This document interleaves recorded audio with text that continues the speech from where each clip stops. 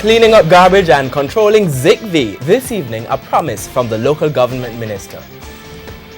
Good evening and thanks for joining us for Primetime News. A special welcome to viewers on OneSpotMedia.com. I'm Archibald Gordon. And I'm Doreen Samuels. Also this evening, quarrel over government ZIGV training plan. Former Lucy Mayor faces the court. West Kingston inquiry report ready. In the financial week, history made regarding commercial air flight from the US to Cuba. There's also sports commentary and E-Prime in this newscast, but before the break, the feedback question. Are you satisfied with the state of garbage collection in your community? Share comments online, facebook.com/Television Jamaica and tweet at Television Jam. Stay with us, Primetime News returns right after this break.